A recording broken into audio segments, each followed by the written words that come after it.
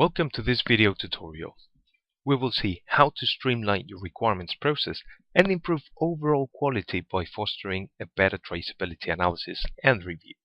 In previous video tutorials, we saw how to represent the specifications and the element types through the block diagrams. But these block diagrams are especially useful to represent and enforce a traceability policy. In our example, user requirements are decomposed into further stages of the lifecycle while satisfied by link type.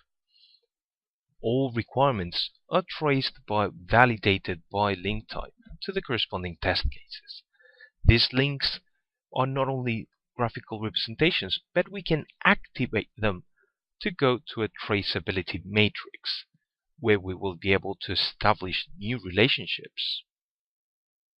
Suspect links management allows us to identify relationships involving modified requirements by a simple color coding.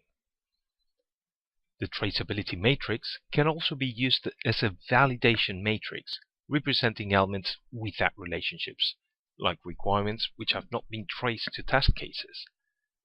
By a simple double click, we can change it and find out which test cases have not been traced to any requirement, which can represent a high risk in our project.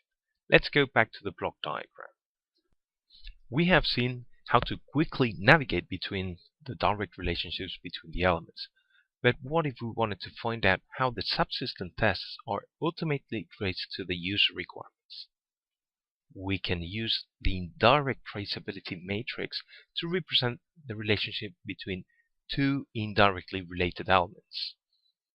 The indirect traceability matrix represents the elements in the rows and in the columns. In our case, the test cases in the rows and the user requirements in the columns. Let's now switch to a textual view where we will be able to visualize all this traceability in a textual way with the elements in between. In this traceability view, we will be able to select the corresponding relationship types we would like to display. Based on this, the traceability view will display elements from different specifications. So, attributes, filters will apply to all the elements in this view. In our case, we have user requirements of the different types and how they are satisfied by the system requirements and how they are validated through the acceptance tests. System requirements at the same time are satisfied by subsystem requirements and validated by system tests. Elements traced to several items will be displayed in several places within the tree. This is not a read-only view, but users will be able to use it to work over the elements and modify the fields as necessary.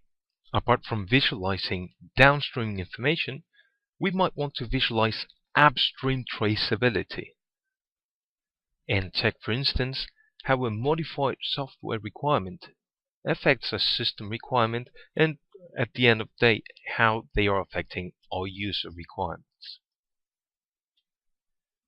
Thank you very much for watching this video tutorial. If you have any feedback, please contact us at info@visuresolutions.com.